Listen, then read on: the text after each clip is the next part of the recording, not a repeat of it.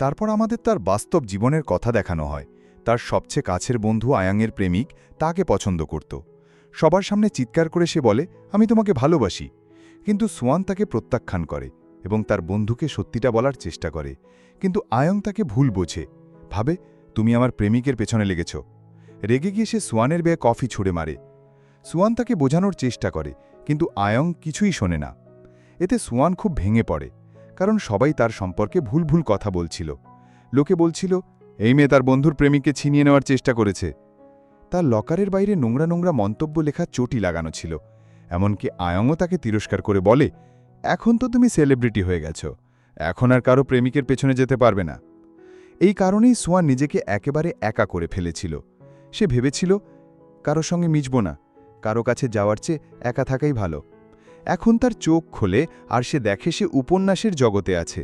সবাই তাকে দেখে খুব খুশি হয়। তার ভাইয়ারার বুলি তার জন্য খুব চিন্তিত ছিল, কারণ গতকাল সে অজ্ঞান হয়ে গিয়েছিল। সোয়ান জিজ্ঞেস করে, আমার কি হয়েছিল, আমি এখানে কিভাবে এলাম? তখন তার ভাইয়েরা বলে, রাজকুমার নিজে তোমাকে এখানে এনেছেন। তিনি তো তোমার চিকিৎসার জন্য রাজকীয় ডাক্তার ডেকেছিলেন। তারা জানায় ডাক্তার বলেছেন তার শক্তি ফুরিয়ে গেছে।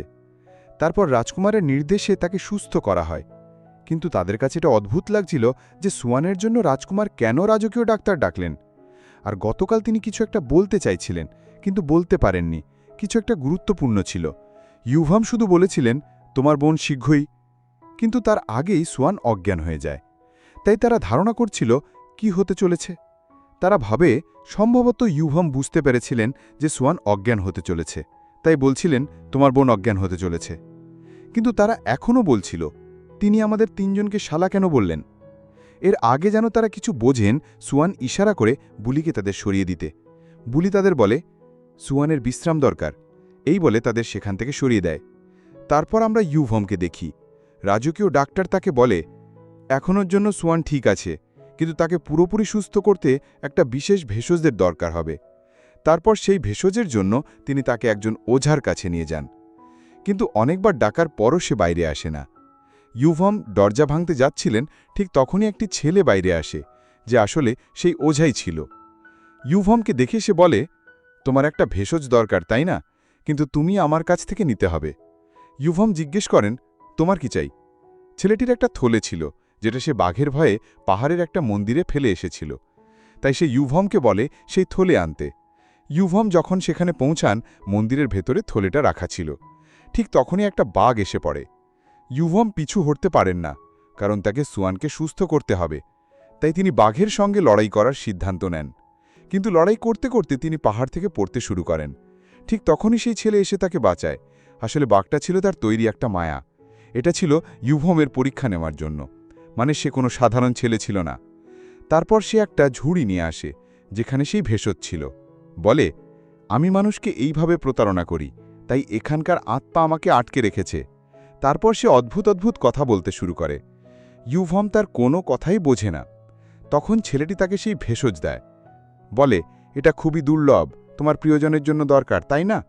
চলে যাওয়ার সময় বলে, পরের বার দেখা হলে ভালো করে হ্যালো করো। তারপর হঠাৎ সে অদৃশ্য হয়ে যায়। তারপর আমরা সোয়ান আর বুলিকে দেখি। তারা ইউভমের কথাই বলছিল। বুলি বলে, তুমি রাজকুমারের সঙ্গে এত কিছু করেছ, তবুও তিনি তোমার সঙ্গে বিয়ে করতে চান। তুমি কি তার সঙ্গে বিয়ে করতে পারো না?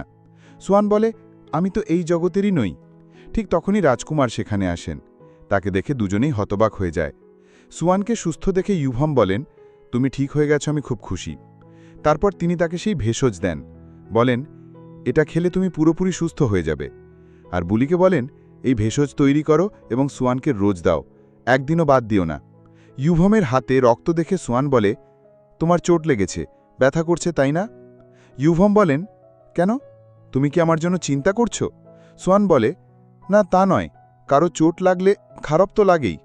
ইউভম বলেন, তোমার আমার জন্য চিন্তা করার দরকার নেই, আমি একদম ঠিক আছি। চলে যাওয়ার সময় তিনি বলেন, জংয়ের ক্লাবে জয়েন করো। এটা শুনে দুজনেই অবাক হয়ে যায়, ভাবে তিনি কি ক্লাবের জন্য হ্যাঁ বলে দিলেন? আজ সূর্য কোন দিক থেকে উঠল? ভেষজ দেখে বুলি বলে, এটা তো খুবই দুর্লভ, রাজকুমার তোমার জন্য এনেছেন, তাই এটা অবশ্যই নাও। তারপর সোয়ান ভাবতে শুরু করে, আমি এটা নেব নাকি নেব না, আমি তো এই জগতেরই নই। এদিকে জং একজন বন্ধু ডমের সঙ্গে দেখা করতে গিয়েছিল। কিন্তু ডম তখন বাইরে থেকে ফিরছিল। তার মুখে চোটের দাগ দেখে জং জিজ্ঞেস করে, তোমার কি হয়েছে? কিন্তু ডম কিছুই বলে না। এদিকে সুয়ান চিন্তায় ডুবেছিল। তখন বুলি ইউনার একটা চিঠি নিয়ে আসে। ইউনা তাকে দেখা করতে চায়, বলে, কাল যদি তুমি ফ্রি থাকো তাহলে আমার দোকানে এসো, নতুন খাবার চেখে দেখবে। এটা শুনে সুয়ানের মাথায় একটা দারুণ আইডিয়া আসে। এদিকে জং ইউভমকে জিজ্ঞেস করছিল আসলে কি হয়েছে, কিন্তু ইউভম কিছুই বলছিলেন না। জং রেগে গিয়ে বলে, তুমি কিছুই বলছো না, তুমি আমার ক্লাব মিটিংও বন্ধ করে দিয়েছ। ইউভম বলেন, ঠিক আছে, তুমি ক্লাব মিটিং করতে পারো, কিন্তু আমার একটা শর্ত আছে, আমিও সেখানে যাব। তারপর আমরা সুয়ানের মাকে দেখি। তিনি অন্য মহিলাদের সঙ্গে মিটিং করছিলেন। তারা বলছিল দরিদ্রদের জন্য খাদ্যভাণ্ডার খোলা উচিত। সুয়ানের মা বলেন, আমি আমার পক্ষ থেকে 100 বস্তা গম দেব। অন্য একজন মহিলা বলেন, আমি 150 বস্তা দেব। আমার ছোট ছেলের বিয়ে হয়েছে, আমি আমার খুশি উদযাপন করতে চাই। এই কথায় সুয়ানের মা বিরক্ত হয়ে যান, কারণ তার 3 ছেলের একজনেরও এখনও বিয়ে হয়নি। তখন তার 3 ছেলেকে সেখান দিয়ে যেতে দেখেন। তাদের দেখে তার মুখ শুকিয়ে যায়। তিনি চিন্তায় পড়েন, জানি না এদের বিয়ে হবে কি না, আমার বংশ কি এগিয়ে যাবে। তখন অন্য মহিলা বলেন, আমি একজনকে চিনি যে এ ব্যাপারে তোমার সাহায্য করতে পারে। এদিকে সুয়ান জংয়ের সঙ্গে দেখা করতে যায়। তাকে বলে, তোমার ক্লাবের আমন্ত্রণের প্রস্তাব এখনও আছে, তাই না? আমার এক বন্ধু আছে, আমি তাকেও আমন্ত্রণ করতে চাই। জং বলে, হ্যাঁ, তুমি তাকে ডাকতে পারো। তখন সুয়ান জানতে পারে যে ক্লাবের জন্য ইউভমই অনুমতি দিয়েছেন, আর তিনি আগেই তাকে ক্লাবে যোগ দেওয়ার কথা বলেছেন। সুয়ান বুঝতে পারে এই কারণেই তিনি তাকে ক্লাবে যোগ দিতে দিয়েছেন। অন্যদিকে সব মন্ত্রী রাজপ্রাসাদে রাজার কাছে এসেছিলেন। সুয়ানের বাবাও সেখানে ছিলেন। তিনি বলেন, এবছর ফসল ভালো হয়নি, আমাদের মানুষের সাহায্য করা উচিত, নইলে সবাই না খেয়ে মরবে। কিন্তু রাজা বলেন, যখন থেকে আমি সিংহাসন নিয়েছি প্রতি 2 মাসে বন্যার খরা লেগেই থাকে। হয়তো আমি দেশ চালাতে পারি না, আমার মধ্যেই ত্রুটি আছে, এটাই বলতে চাও, তাই না? মন্ত্রীরা বলেন, না, তা নয়, আপনার একটা মন্ত্রণালয় তৈরি করা উচিত। কিন্তু রাজা তাদের কথা উপেক্ষা করে বলেন, আমি সব শুনেছি, এখন তোমরা যেতে পারো। মানে তিনি কিচ্ছু পাত্তা দেননি। সব মন্ত্রী খুব চিন্তিত ছিলেন। তখন তাদের মধ্যে ব্যাঙ্গাম বলেন, ব্যাংকুমার ওয়াইবোম রাজার খুব কাছের, তিনি রাজার জন্য কাজ করেন, কিন্তু এমন না হয় যে তিনি রাজার বিরুদ্ধে চলে যান। তারপর আমরা সুয়ানকে দেখি। ইউনা তাকে দেখা করার জন্য ডেকেছিল, তাই সে তার সঙ্গে দেখা করতে যায়। ইউনা তাকে দেখে খুব খুশি হয়, বলে, তুমি খুব সুন্দর লাগছো। সুয়ান বলে, চলো আমাদের বন্ধুত্ব উদযাপন করি। তারপর তাকে কোথাও যাওয়ার জন্য বলে। এদিকে ইউবাম ঠিক করতে পারছিলেন না যে ক্লাব মিটিংয়ে তিনি কি পড়বেন। তার দাস তাকে পরামর্শ দেয়। রাতে দেখানো হয় সুয়ান সেজেগুজে ক্লাব মিটিংয়ের বাইরে পৌঁছে গেছে। সেই ইউনার জন্য অপেক্ষা করছিল। ইউনা এসে খুব খুশি হয়, বলে, তুমি খুব সুন্দর লাগছো। সুয়ান ইচ্ছাকৃতভাবে ইউনাকে এখানে ডেকেছিল, যাতে সে তাকে রাজকুমার ইউবমের সঙ্গে মেলাতে পারে। তখন জংও আসে। সুয়ান ইউনাকে তার সঙ্গে পরিচয় করিয়ে দেয়, কিন্তু জং বলে, আমি তাকে চিনি, তার সম্পর্কে অনেক কিছু শুনেছি। তারপর তারা ভিতরে যায়। জং সবাইকে ইউনা আর সুয়ানের কথা বলে, এরা আমাদের নতুন সদস্য। ঠিক তখনই ইউভম সেখানে পৌঁছান। তাকে দেখে সুয়ান চোখ সরাতে পারে না। এতে সে পড়ে যাচ্ছিল, কিন্তু জং তাকে ধরে ফেলে। সুয়ান ভাবে, আমার হৃদয় কি থমে গেল? কিন্তু ইউভম তাদের দুজনকে এভাবে দেখে ঈর্ষান্বিত হয়, বলে, তোমরা দুজন এভাবেই থাকবে? রাজকুমারের আগমনে সবাই একটু শান্ত হয়ে যায়, কিন্তু তখন একটা ছেলে সুয়ানের সঙ্গে পরিচিত হতে শুরু করে। ইউভম তাকে থামিয়ে বলেন, একজন আরেকজনের সঙ্গে কাছাকাছি হতে চাও? বেচারা ছেলেটি চুপ করে একপাশে সরে যায়। রাজকুমারকে দেখে কেউ কিছু বলছিল না, সবাই অস্বস্তিতে ছিল, কিন্তু মিটিং তো করতে হবে। তারপর খাবার দাবার সাজানো হয়ে যা ইউনার বাড়ি থেকে এসেছিল। সুয়ান ইচ্ছাকৃতভাবে ইউনার প্রশংসা করতে শুরু করে, যাতে ইউভম তার দিকে মনোযোগ দেন। ইউনার তৈরি খাবার সবাইকে খেতে দেয়, বলে, দেখো কত সুস্বাদু। কিন্তু ইউভম খায় না, বলে, আমার খিদে নেই।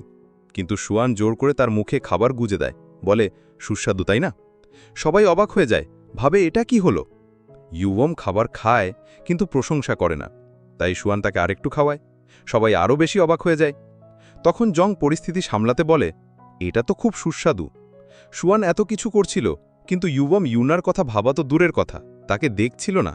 পার্টিতে একটা নিয়ম ছিল, নতুন সদস্যদের স্বাগত জানাতে জং একটা স্পেশাল ইভেন্ট রেখেছিল। 3টে নোটে কবিতা লেখা ছিল, যেগুলো কোথাও লুকোনো ছিল।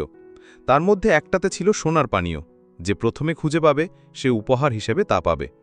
নোট খুঁজতে সবাই তাদের সঙ্গীদের সঙ্গে চলে যায়। সুয়ান ইউনাকে নিয়ে যায়। ইউভম মানা করেন, বলেন, আমি যাব না, আমারে দরকার নেই। জং বলে, যদি তুমি এতে অংশ না নাও, ক্লাবের নিয়ম না মানো, তাহলে আমি তোমাকে বের করে দেব। সুয়ান আবার তার কাজে লেগে যায়। ইউনাকে বলে তালাবের দিকে গিয়ে খুঁজতে, কারণ ইউবমর সেদিকে ছিলেন। তারপর পেটে ব্যথার অজুহাত দেখিয়ে সে নিজে সেখানে থেমে যায়। যখন অন্যদেরও সেদিকে যেতে দেখে, সে কোনো অজুহাতে তাদের অন্যদিকে পাঠিয়ে দেয়, কিন্তু জং তাকে দেখে ফেলে। মজা করে বলে, তুমি এভাবে প্রতারণা করতে পারো না। তারপর বলে, তুমি খুব মজার, তোমার জন্য সবকিছু স্বাভাবিক ছিল, নইলে ইউবমের উপস্থিতিতে জানি না কি হতো।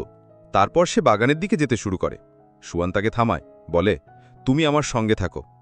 এদিকে ইউলা তালাবের কাছে গিয়ে ইউবমের সঙ্গে দেখা করে। তখন হঠাৎ ফুলের পাপড়ি ঝরতে শুরু করে। এটা প্রাকৃতিক ছিল না, বুলি গাছে চড়ে পাপড়ি ফেলছিল। সুয়ান তাকে এই কাজে লাগিয়েছিল যাতে রোম্যান্টিক পরিবেশ তৈরি হয়। কিন্তু ইউবমের হাঁচি আসে, কারণ তার ফুলের প্রতি অ্যালার্জি ছিল।